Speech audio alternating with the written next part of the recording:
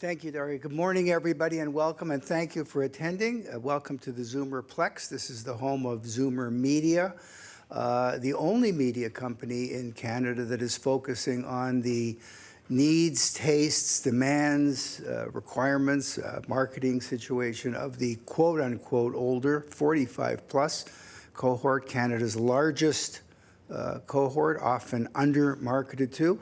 We have these events quarterly for our clients and people in the marketing community to inform you of what's going on with this audience. How do they think? How do they feel? What are they looking for? Sometimes it's a general one. Sometimes it's on a specific topic like cannabis, like this one.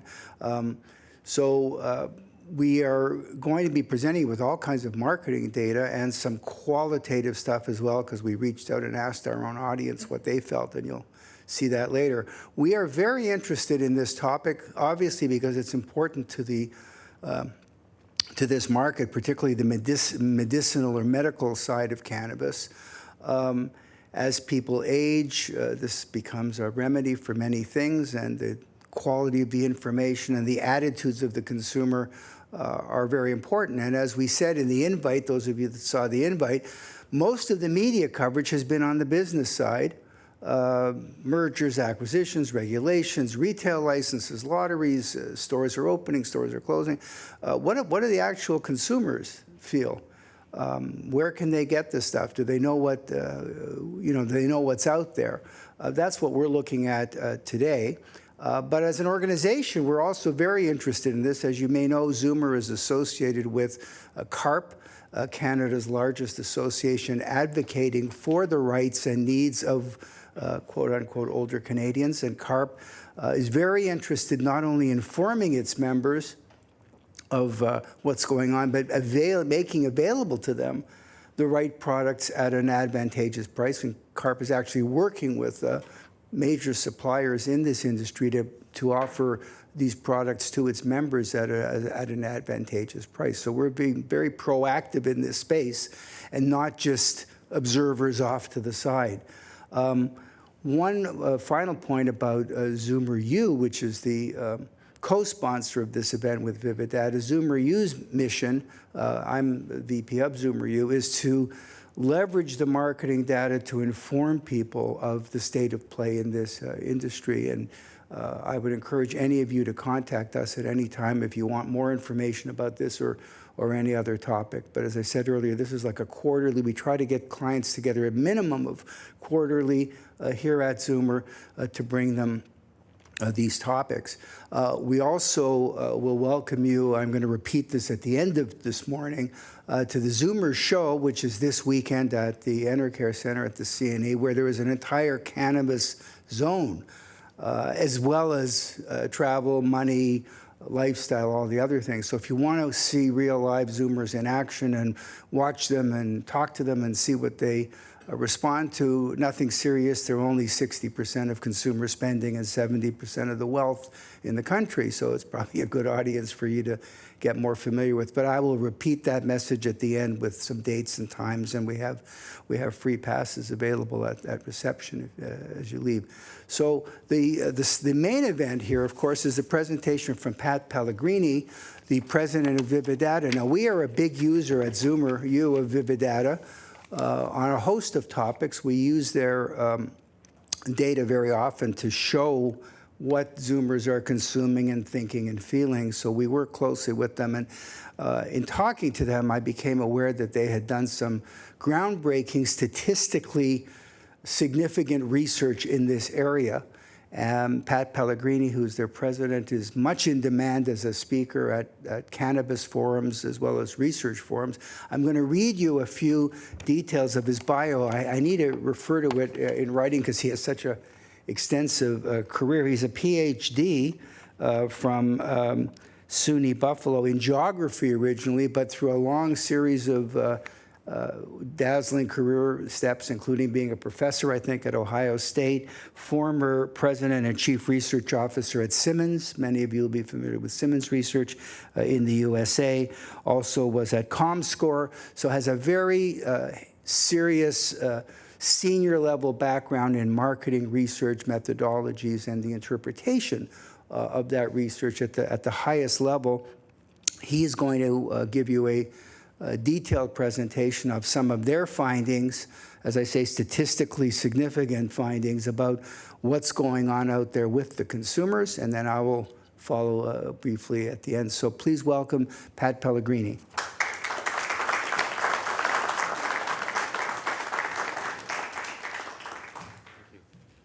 Thank you, David. I don't know if my career moves were always based on successful transitions or not, but I appreciate the interpretation. So good morning, everyone. Thank you for being here today and going through this presentation with me. First, I want to say this was really David's idea. He's a big user of our data. We love someone who loves our data as much as we do.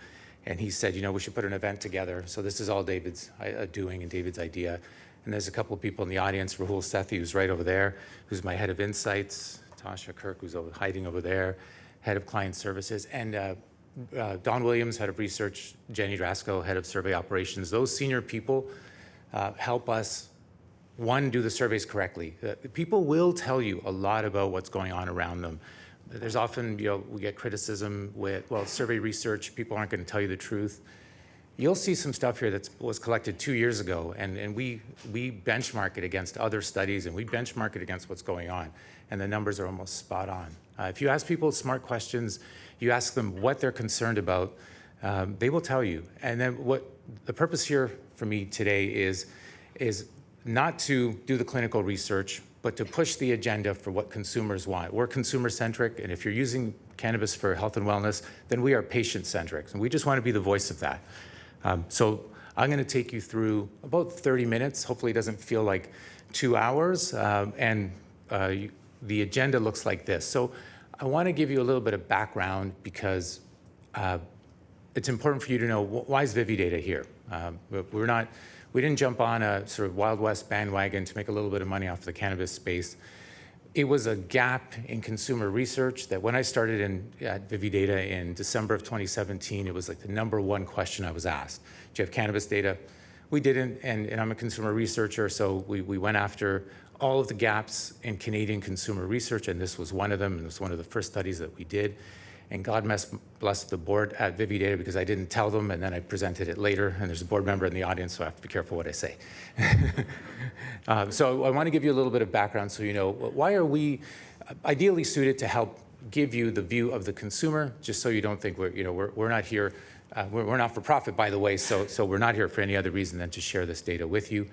Then we'll talk about opinions on cannabis use. So we collect over 170 psychographics and attitudes and opinions of Canadians, and we'd like to share those with you. Fascinating journey with legalization of cannabis. We'll dive into the health and wellness use, and you'll see why, because that is what the Zoomer population and folks that are interested in cannabis but are not yet using, that's what they're interested in, cannabis for health and wellness. So we dive into that a little bit more in more detail.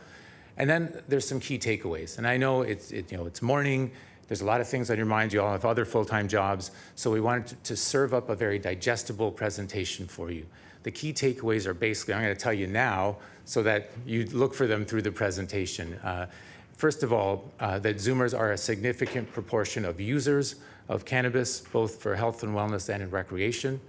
That education is the key. There's a lot of unknowns, a lot of uncertainty, a lot of things that people want to know more about, whether this is through marketing, through advertising, or whether this comes from the brands themselves.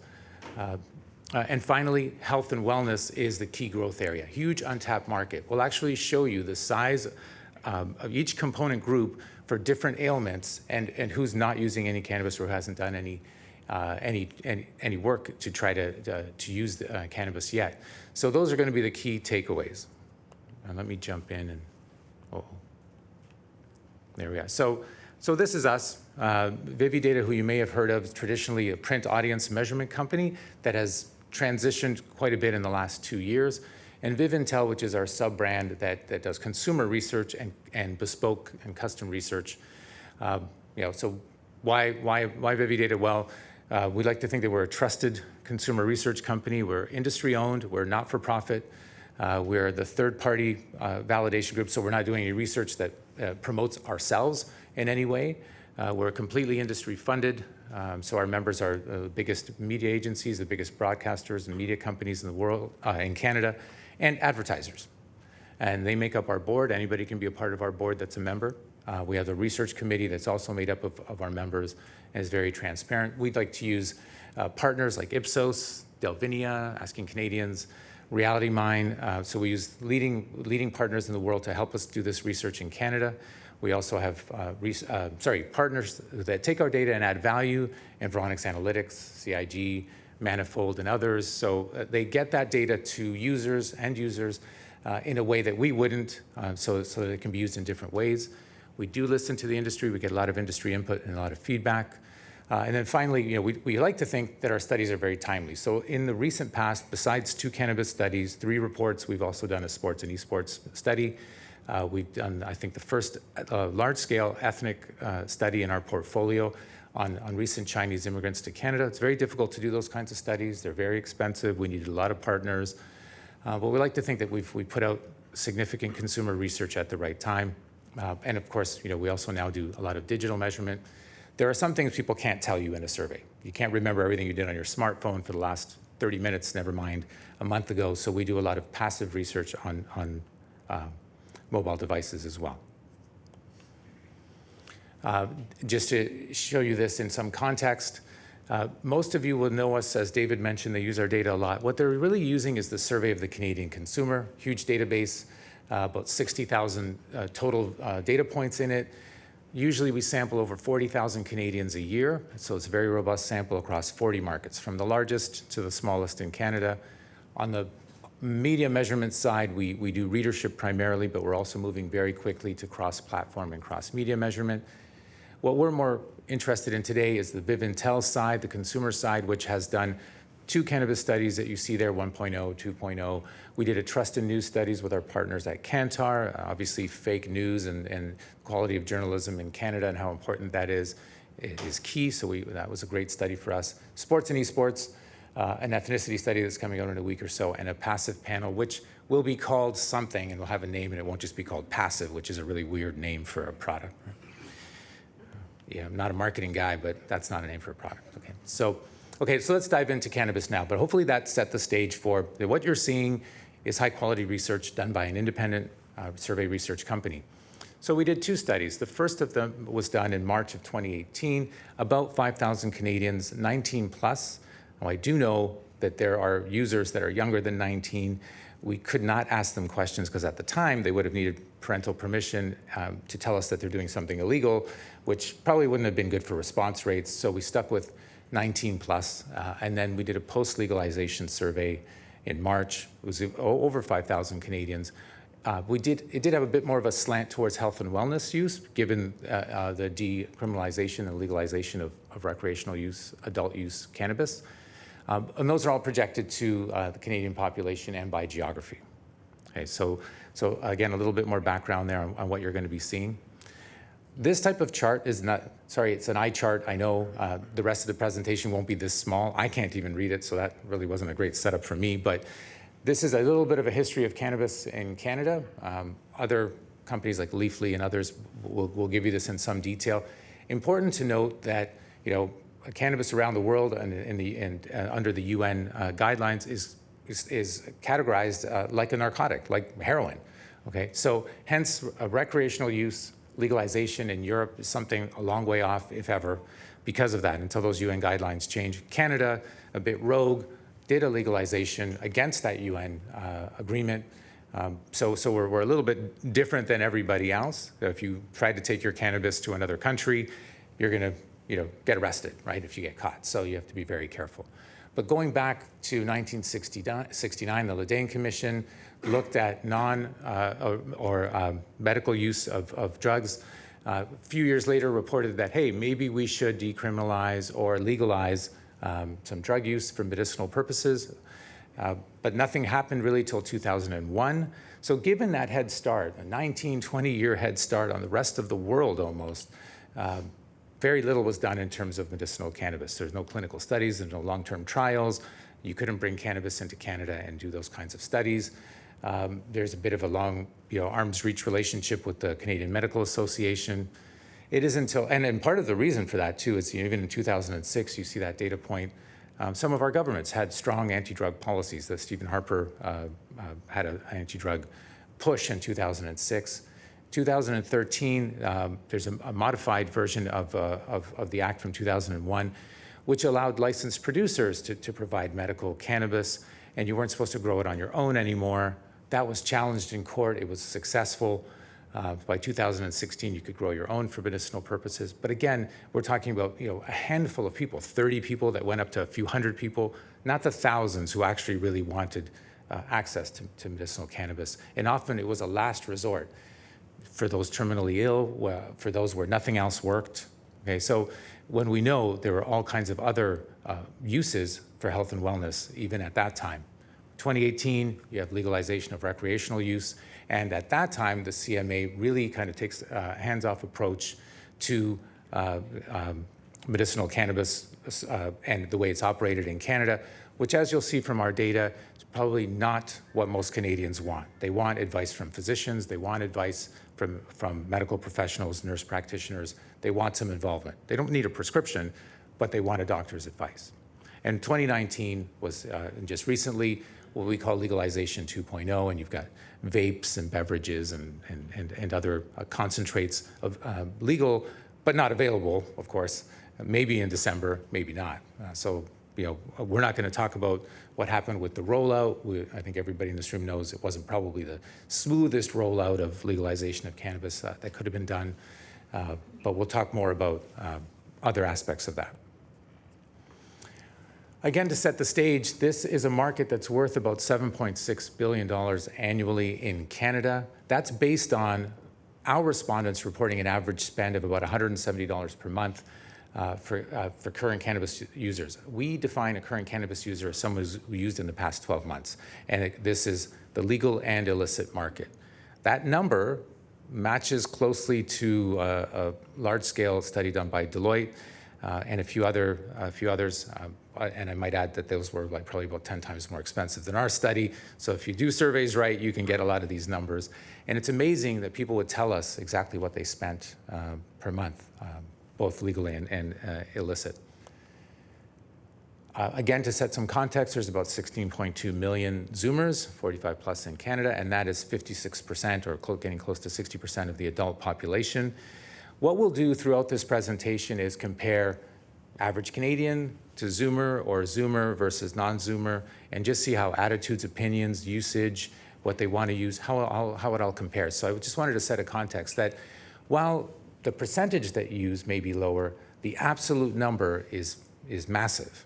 And they tend to have a little bit more money, and they tend to spend a little bit more money on cannabis. So what we'll try to do constantly is do that comparison and then show you the market sizing.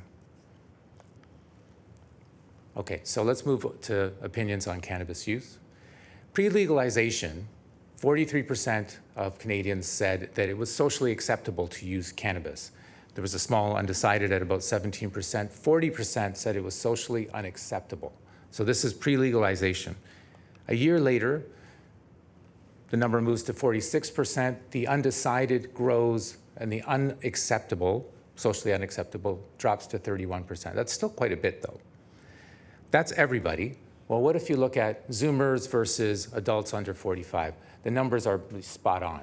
Okay, so Zoomers are not saying, we don't like this, or this is, our young people are going to be using it. It did vary geographically, by the way. There was a lot less support in Quebec than there was in the two coastal provinces, where support was about 60%. But in Quebec, actually, more people did not want legalization, and there was a lot of concern about young people and people in high school starting to use cannabis. But for Zoomers versus non-Zoomers, that number is almost spot on. One interesting way to compare cannabis and social acceptability is to compare it to tobacco and to alcohol. Okay, all kind of similar, fun things to do. Alcohol has a social acceptability of about over 80%. Okay, so not shocking. Most Canadians drink wine, beer. They invite their friends over. It's not seen as something, hey, we can't drink or something, we have to hide it. It's fine to do, obviously socially acceptable. Tobacco, not so much. About 20 years of marketing against the tobacco industry, mostly for health reasons and the societal costs of smoking. So you see that its social acceptability is much lower, 39%. Acceptance of cannabis is at 46%. Those two wheel charts look a little too similar for me to be happy, because that undecided group, if it swings the other way, it stays looking like tobacco, which if you're in the cannabis industry, you don't want it to look that way. And probably some of this is just legacy smoking, stoner culture, and some of the other legacy stereotypes that go along with cannabis use that clearly we need to get past. Okay, so, and this hasn't changed a lot in the 1 year.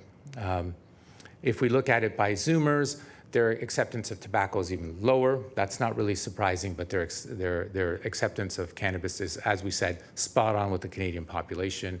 And again, that really needs to look a lot more like it does for alcohol in the next few years. So paying attention to what the consumer wants is going to be really critical.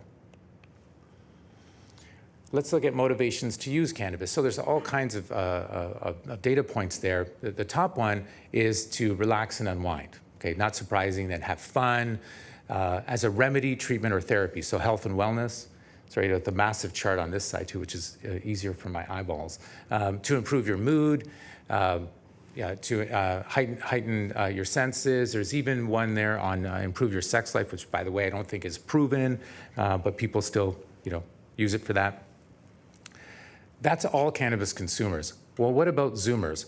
Zoomers are actually, kind of follow this same pattern, but they're always a little bit lower than the general population that we surveyed.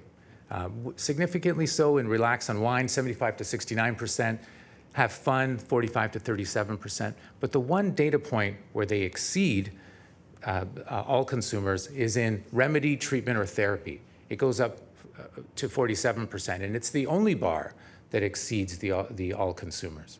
Okay, so very interesting. So Zoomers are definitely more interested in the health and wellness benefits that cannabis can provide. So this is where I love Rahul, because he set me up. So let's talk about cannabis for health and wellness. It has a market value in Canada of about $4.3 billion annually, and that's based on the reported average used every month of $140 per month for health and wellness users. So health and wellness users spend more every month, okay, than recreational users, right? So it's a bigger market. Let's look a little bit at the profile of those users. Let's go back. So in general, this is for all users, 22% of Canadians consumed in the last year. By the way, pre-legalization, that number was like 20 or 21%. So there's not a lot of new cannabis users reporting. So it didn't, when it became legal, it's not like suddenly a whole bunch of new people started using. They could just go to different sources, okay? It's skewed male. Younger people were more likely to use at 38%, Zoomers at 19%. Now let's take a look at the proportion of cannabis users that use it as a remedy, treatment, or therapy. Suddenly, there's a female skew. Okay, suddenly, 45 plus is at 47%. So the 19% of 45 plus, 47% of those use it for a remedy or treatment. So it's the health and wellness space. Even if you go to the 35 to 44, it's 40%. Okay? So that's where these people are looking. They want something that will help with pain, sleeplessness, anxiety, or other ailments. So while adults under 35 are more likely to consume cannabis, Zoomers make up a significant segment. So let's look at these as raw numbers, right? Age composition of current cannabis users, 42% are 45 plus. Okay? So that was the setup slide at the beginning. This is a large piece of the population of Canada. That's 2.7 million Zoomers approximately that consume cannabis. That's a market value of about $2.6 billion, legal and illicit. Okay? And the reason we keep pointing that out is so many people still have to go to, if they want edibles over the last year, they were going online, but that was not a legal seller of the online product, but they were flourishing in Canada and selling a lot of stuff. So that illicit market is still there, and you'll actually see some of the size of that. That's based on $90 per month for Zoomers that consume cannabis. So they were spending a little less money. That's both legal and illicit. Zoomers make up an even more significant segment of cannabis users for health and wellness. It's 47%. So in general, it was 42% for health and wellness. It's 47% of the market. That's 1.2 million Zoomers for health and wellness, and $1.7 billion annually market value. That's based on $117 per month for Zoomers that use cannabis as a remedy, treatment, or therapy. Okay, so these are big numbers. Let's take a closer look at this. Recency of use by motivation. I was fascinated in this slide because years ago at Simmons, we had folks in the pharma and the health space asking me, listen, you know, someone gets a prescription for a drug protocol, they've been diagnosed with diabetes. And for the first few months, they're using the drug regularly. They're using what the doctor prescribed for them regularly, and then that drops off over time. How can I get that curve to be higher? And the drug companies obviously want to sell, but they want people to be healthy as well. If people weren't seeing any symptoms, they just didn't stop buying. Okay, so their adherence to a drug protocol dropped off, and you see that a lot. What you see in this chart is that the yesterday use, past week use, and past month use is highest for people that were using for a remedy, treatment, or therapy. So the health and wellness users have very high adherence. So they're likely to follow a protocol if they're using medical cannabis versus people that use regular pharmaceuticals or synthetic drugs. Now, what's interesting is the people that say for having fun or for relaxing, yesterday use is very low and past week use is very low, which is a good thing, so people aren't waking up every single day and using cannabis. So that makes sense. They're probably weekend users, et cetera. But for health and wellness, they're using much more regularly. There are people in the survey who had a medical prescription. So about 3 in 10 had a prescription for medical use, and a whole bunch didn't. And you don't need one, obviously, in Canada anymore. 72% of those that had a prescription went to legal sources only. But interestingly, those that didn't, 32% used the illicit market only. Okay? So this is an interesting group of people because that's 600,000 approximately, or 1 in 4 health and wellness users are what we consider off the grid. Off the grid means they don't have a prescription to use cannabis for any condition, and they didn't purchase it from a legal source. And those people have a market value of about $1.1 billion annually. Their reported spend is $150 per month off the grid. That's the highest reported spend of any of the groups that we've looked at. So no prescription. They may not have even gotten advice from a doctor, but they spend a lot every month, and they don't buy from legal sources. Okay. What's prevented non-users from using cannabis? We have a whole bunch of things here. They want a recommendation from a medical professional, the cost. They're worried about the kind of high they're going to get. They're worried about privacy. They're worried about using their credit card because they have to go online. They're worried about giving out their address. All kinds of reasons here. But these can be grouped into something that's a little bit more digestible. So let's take a look. Cost. Well, we know that when recreational and medicinal were both available, that there were companies that you might know of that had to suddenly produce for commitments to the recreational market, and that caused them to have problems keeping up with medicinal. And prices went up, and there's also, in the legal market, taxes and overhead that are not there in the illicit market. There's other costs, but they're not monetary. So cost is an issue. Privacy. You have to use your credit card. You had to have stuff delivered to your house. And some people are a little uncomfortable with that. I can appreciate that. So there's a privacy issue. Number one, most of these fall into education. Okay? So they want a recommendation from a medical professional. They want to know about the kind of high or not that they're going to get. They don't want the high. They don't want the psychoactive part of the drug. They are concerned that it might trigger other medical conditions. Okay? They're worried about long-term effects. They're worried about what's legal, what's not legal. You'll see that in some of the focus group material later. And they're worried about addiction or habitual use. Most people, cannabis is really not addictive, but there is habitual use, and God knows I know students from Ohio State 20 years ago who are still using today. So there's a lot of habitual use with cannabis. So education is the key in all of those reasons that we listed there. agreeing with this statement. Like I said, we do a lot of attitudinal and opinion research at Vividata. It's important for cannabis product brands to educate on the effects and use of their products. So most Canadians agree, but if you break that down by age, Zoomers are at 85% agree with that statement. Okay? Younger people, not so much, but still the majority agree with that statement. We know in Canada, we know in Europe, and we've been presenting material like this around the world now for a couple of years, potency labeling. Okay, so you can look at a product and supplements. Right now, a lot of cannabis in Canada is just like a supplement. So if it were pharmaceutical grade, it's considered dangerous and has to be proven safe. If it's a supplement, it's safe until it does something bad to someone. Okay, so extremely different standards. If you open up the packaging and you do a little bit of science on it and look at what's there, there's carcinogens, there's different levels of what's reported on the packaging. Okay, and some of this variance is 99%, some of it is just 0, 1 or 2%, and I can show you published articles from different European countries and in Canada and the United States where that is a problem, right? I mean, you can buy melatonin for sleep, buy 7 of them, and in each one, there'll be different levels and quality of melatonin. That's the problem that this industry cannot continue to have, or people will not trust in it and not use cannabis-related products for health and wellness. So we know that that's an industry problem.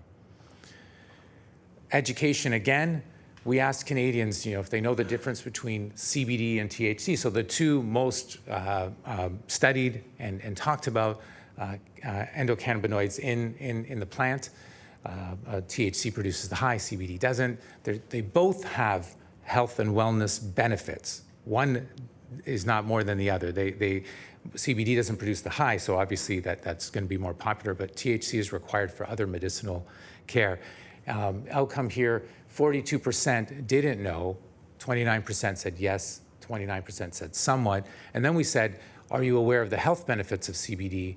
37% said yes, a large portion of them said somewhat, and we asked about THC, and even less knew about the health benefits of THC. So there's a lot of education here that has to continue to happen, and I think that can happen through advertising, through marketing, through educational events. We've seen some of that, but there's such tight restrictions around the messaging that maybe we need to rethink that. Maybe we need to lobby some of those rules, because people learn a lot from great marketing. And we're all professionals here, and we can educate the Canadian population.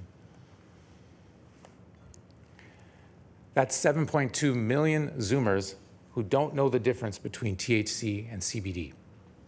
Okay, that's far too many, and that should be something that's easily in an education protocol. That's 44%, almost 45% of Zoomers. We asked people, what are the reasons to try cannabis for health and wellness? This is interesting. So we have like the top 9 there. They had positive experiences during recreational use.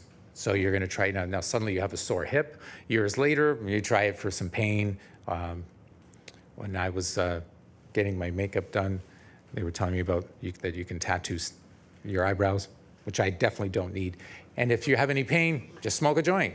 So I mean, that people would say that all the time.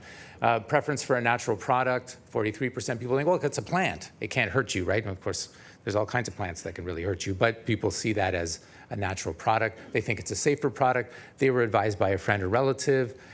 An initial remedy didn't work, or perhaps they had side effects with an initial remedy. But the bottom 2 are advised by a medical professional, or they received a prescription from a medical professional, which I find fascinating. You'd think that would actually rank a little bit higher. Clearly, and you probably know this anecdotally, doctors are caught in a bit of a cannabis dilemma. People will come to them and say, this really works well for my X pain or my other condition. So anecdotally, they know it's working for their patient, but they don't have empirical evidence. They don't have longer-term scientific evidence. They weren't trained. Endocannabinoid system in the body was only discovered in the 90s. Some doctors never studied it. Okay? It's in the brain and in the body, so it can regulate psychological and physical symptoms at the same time that other drugs can't. A concerning outcome there. The CMA also has an arm's length relationship now to the medical cannabis industry.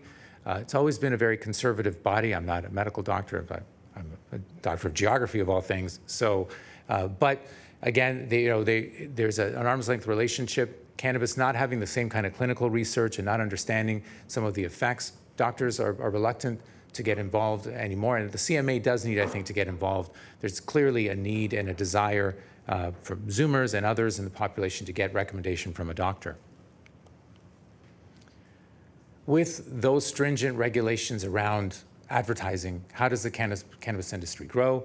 Obviously, I think what our data is suggesting is further education, more scientific research that gets media attention, that is published in not just in scientific and scholarly journals, but gets media attention in popular media, and medical industry involvement. Get the CMA involved again. Make sure doctors are comfortable with suggesting cannabis for health and wellness across a series of different conditions.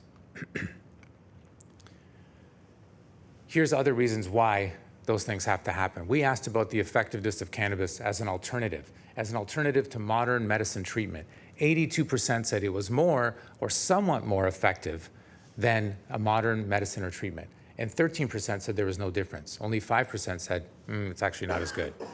That's a phenomenal outcome, 82% saying it was more or somewhat more effective. We also asked, how does it affect your usage of pharmaceutical drugs? 17% said it completely replaced, 44% said it reduced their use and their need for pharmaceutical, 28% said it had no effect. So it's either replacing or it has no interaction effects. That's huge because I know if you've ever known someone who's very ill, or if you've had to take any medications, you take something, it causes something else, and now you've got a giant pill container of medications. Okay? So these are huge results here. Cannabis use for physical symptoms, both for Zoomers and those under 45, very high usage for health and wellness, 82 and 78%. But for psychological symptoms, younger people are showing high usage, but Zoomers are only showing about 45%. Okay? This to me is a bit of a troubling outcome where I think education would play a big role. And there's a couple of examples just from reading various scientific cannabis journals. I'm not a medical doctor, but I can understand this enough.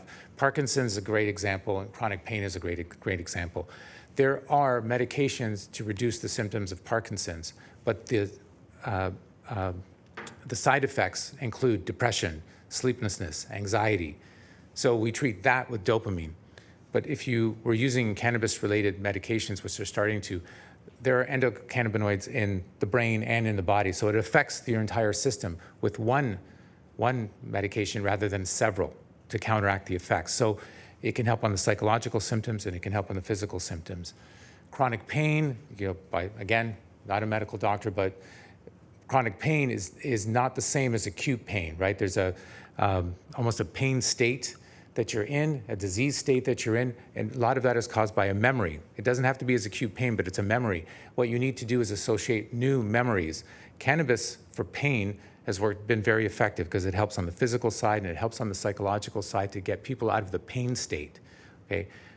Probably everybody in this room knows about the opioid crisis in Canada and around the world and the massive human toll that's taking. Getting people away from hard narcotics like opioids and going towards something like cannabis, obviously massive benefit to society. And here you have something that actually can affect the psychology and the physical side. This chart just really shows you, look at all the red there. This is the market sizing, estimate number of Canadians by condition: stress and anxiety, weight management, pain, fatigue, skin conditions. The green part that's always really small are those that consume cannabis to gain relief. The red are those that don't consume. Okay? And look at the numbers way to the right: 8.8 million for anxiety, 8.1 billion, 8.1 million, 6.5 million. That's a massive amount of Canadians who have reported these types of ailments and are not trying cannabis at all for any of them. And we know in many of the cases, many of that list there, that cannabis-related health and wellness remedies are quite effective. Okay. So again, just some market sizing there. This is great for cocktail parties here, so remember this one carefully. Impact of cannabis on the consumption of other products. So everybody knows about the munchies and things like that. So the top of the chart shows you the net increase in the consumption of salty snacks, chocolate, candy, fast food. So net 28%, net 25% growth. That's how cannabis affects the consumption of other products. But if you go down the chart, okay, suddenly cigarettes and alcohol, those are net losers in terms of their consumption. So Canadians aren't doubling down. They're not saying, I'm going to smoke, drink, and take cannabis.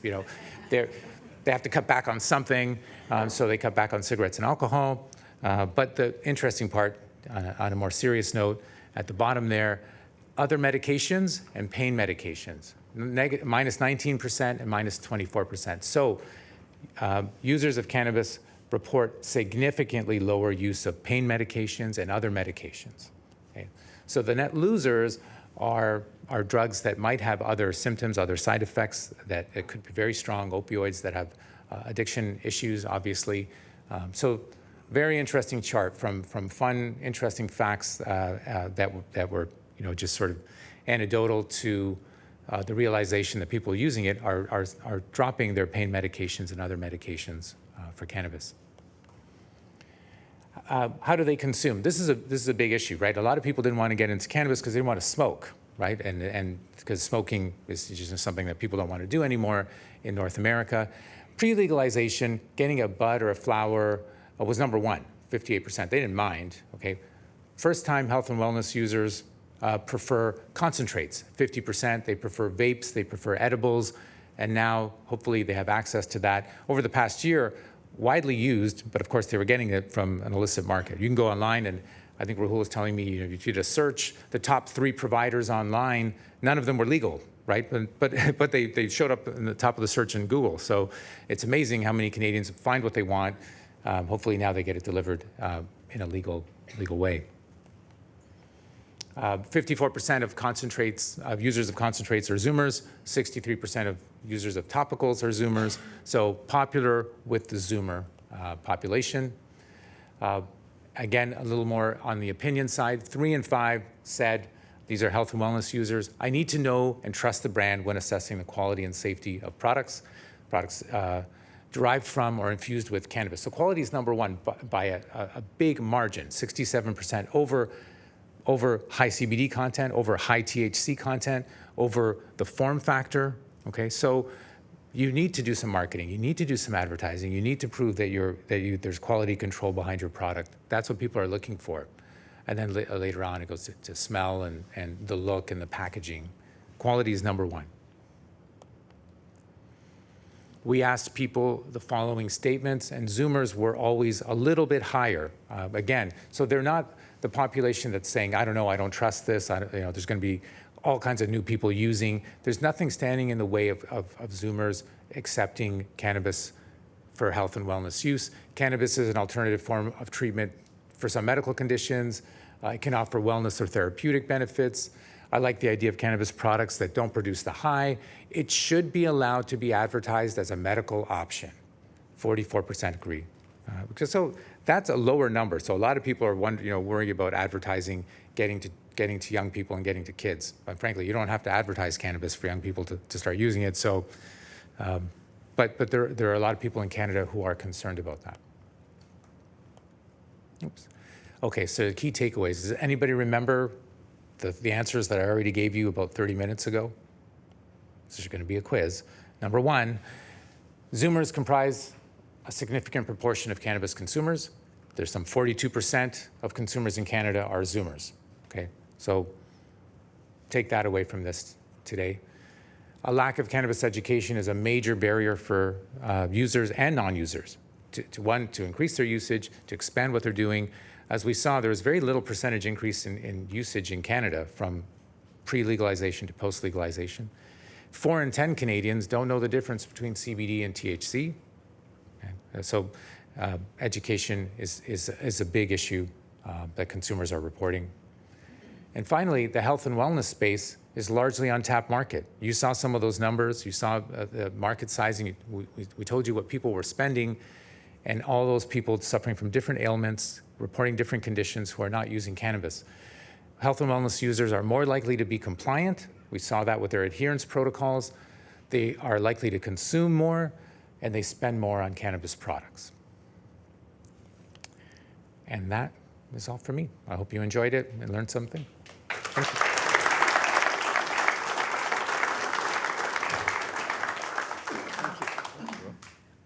Thank you so much, Pat, and thank you, everyone in the audience. We have one more little item for you to put the sort of icing on the cake here. By the way, this deck is available either through ZoomerU or through Vividata. So I know some of you were taking pictures and making notes, but I'm sure you'll agree with me that there's a wealth of data here that hasn't really previously been looked at. The size of this market and the opportunities if you come at it in the right way. Now, what we're going to show you is about 10 minutes worth of people talking.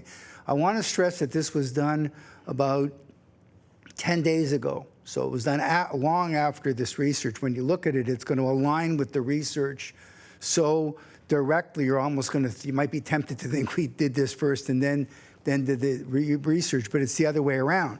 We said, okay, let's let our audience, having come in here and absorbed all these vitally important statistics, let's let them hear, let's let you hear, in their own words, some Zoomers express their likes, dislikes, and concerns about cannabis. We assembled a group, only about 8 or 10 people. We're not presenting this as statistically meaningful, but they were very articulate and very outspoken. And sometimes it just gives you that little qualitative vibe, you know, where you hear some actual real-life people talking about it. So let's watch that video, and then I'll just wrap up after that. Can we play the video now?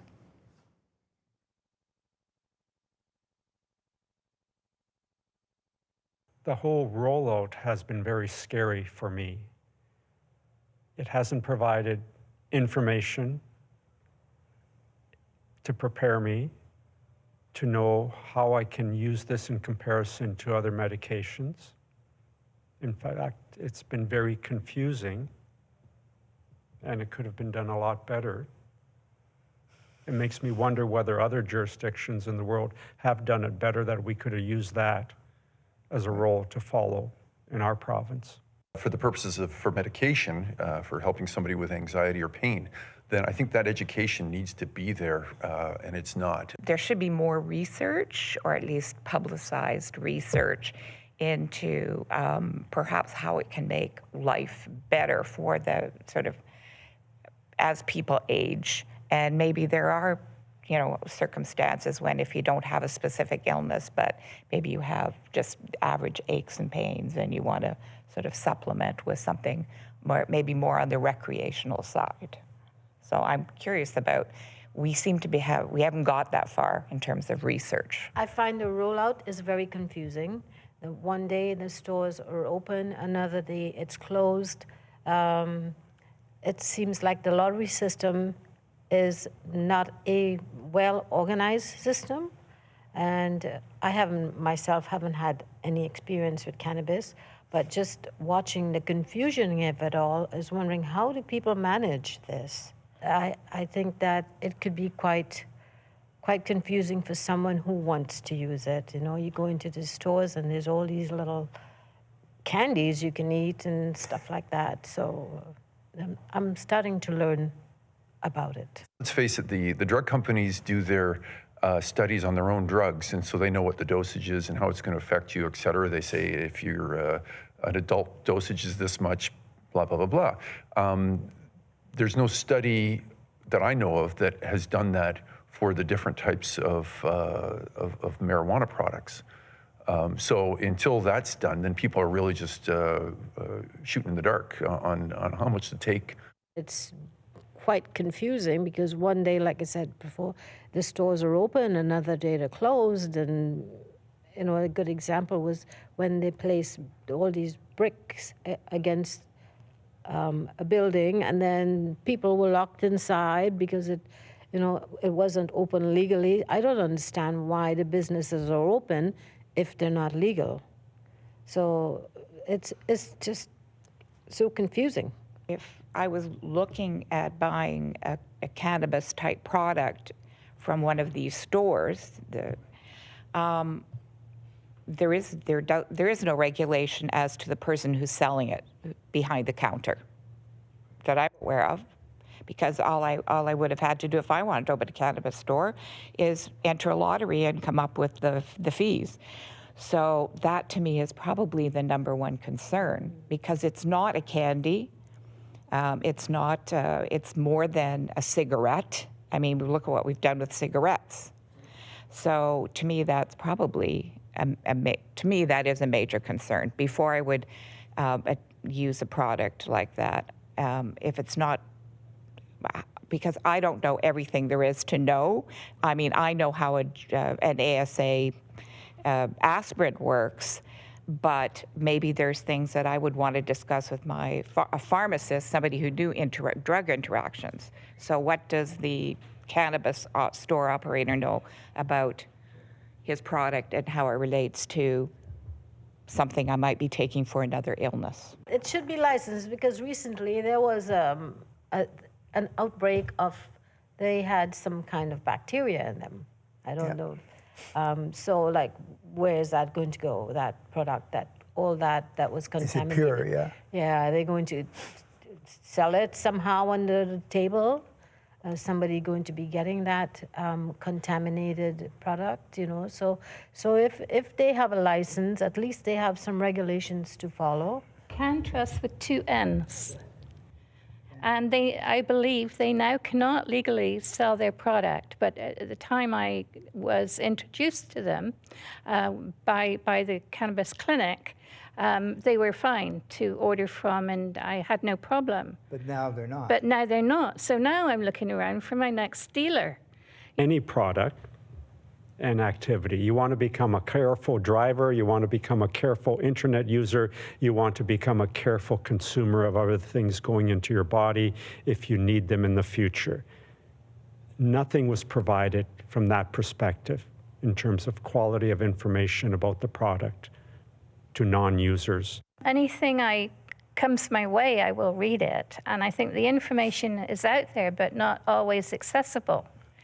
And I've talked to my pharmacist, my GP, the cannabis clinic people. I've been able to get a fair amount of information from them, but not everyone is even aware of those resources. We're trying to make them the same as pharmaceutical drugs in saying that they're the same as pharmaceutical drugs, because they're not. The damage that can be done with pharmaceutical drugs far outweighs any damage you're going to get from a marijuana product. Again, I'm not saying that everybody should take lots all the time or anything like that, but it is like in the room we were talking about. I said nobody has died from taking too many vitamins, and nobody has overdosed on marijuana. You can do stupid things because of marijuana, but you're not going to die from overdose of marijuana, whereas pharmaceutical drugs, people die of overdoses all the time. Right. So I think we need education more than restrictions. I would go to a pharmacy. I would trust them better than just walking into a store where somebody in dreadlocks and whatnot is selling it to me, you know? Yeah. That's the picture you see. Yeah. You know, like maybe the people who are selling it are also using it. There's fear because of ignorance, because we don't know about it. I mean, the liquor store, we don't need a prescription to go in to buy a bottle of vodka. And we don't need a prescription to go in and buy, I don't take a lot of pills or anything, but some Anacin or these pills, and some of them are quite, they're quite strong and can be quite damaging. I think you could easily hurt yourself with a bottle of one of those pills more so than the other thing. I mean, the idea that you don't want to drive when you're really stoned, I mean, that just makes, it's common sense, and I think people would know that. So I think if there was some sort of education on the differences between the different types of products that are available, the delineation of the CBD oil does not get you high, because like I say, I don't know why people don't know that. You don't even get it from marijuana necessarily, you get it from hemp, which there's no THC. I think the government has really not put enough thought into, you know, how they're going to register stores that sell it, and who gets to have a license and who doesn't. And, you know, it hasn't been really well thought out. And I cannot, if I'm traveling outside of Canada into another country like the US, I'm liable to be banned from the US if they find cannabis products on me, which is very concerning. I have another concern about after you've purchased it and brought it into the home, and then you've made, whether it's in a candy form or however it's used, there has been reports of animals eating the product and being taken to the vet, and children also. So that's one of the concerns that I have been listening to, that it's not only the users are using it, it's being exposed to people who are, and animals who are not supposed to use it. When you travel abroad, in the USA, you don't know which city you're landing in, if it's allowed or not. So I know my daughter doesn't, I want to visit my brother in Dominican Republic. And she said, don't take your pills with you, because you don't know if they will tell you, they will stop you or something. So they should be able to issue cards for people. You go to an airport, you have your pills for medical reasons. They are not for recreation. You show your card and they let you in. Through time, you've always been told more than a glass of liquor can affect you. Pills, you know they're usually a quantity of 1, 2, and if you're an adult, maybe 3 or 4. Kids are brought up knowing that. Most people know that. With this product, there's no sense of quantity appropriateness. There seems to be, and I could say that from my point of view, there is no control over the quantity and when it should be used and how it interacts, and just general information about how is it going to benefit me. And if I want to take it for anxiety or for pain, how do I know what type and when to take it, and possible side effects, all of those things. Those are just big questions, and nobody seems to be able to answer them. You see the reports, and you see the constant turnover in key executives, and you see difficulties occurring in their pristine plants, regardless of what name for marketing purpose they use. There are bigger issues that still have to be dealt with, the control of the manufacturing and distribution of this. More difficulties are occurring than I would have reasonably expected, because all of these companies had made sure they had medical people, prior business people, legal persons on their boards. I'm appalled as to the difficulties they're encountering. Nobody has the information.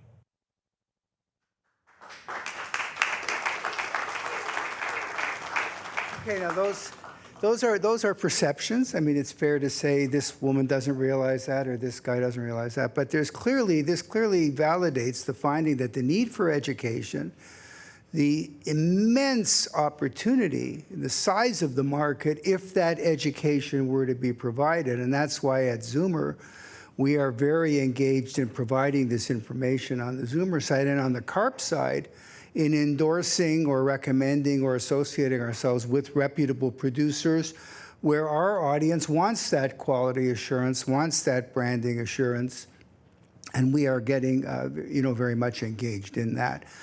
If you want to see how various cannabis providers are marketing to this audience, this weekend, Saturday from 10 till 5 and Sunday, I think from 11 till 5, the Zoomer show at the Enercare Center on the CNE grounds, just walking distance from here.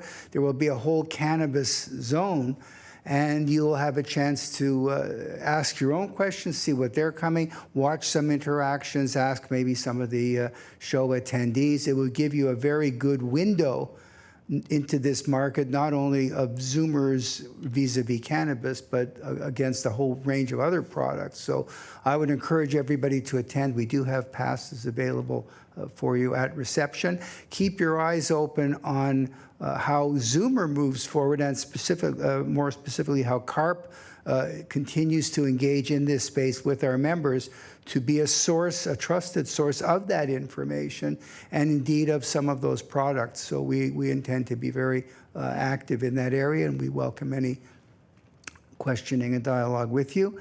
Again, thank you for attending. I hope you found it informative, and I hope we'll welcome you at some future events here. Thanks again.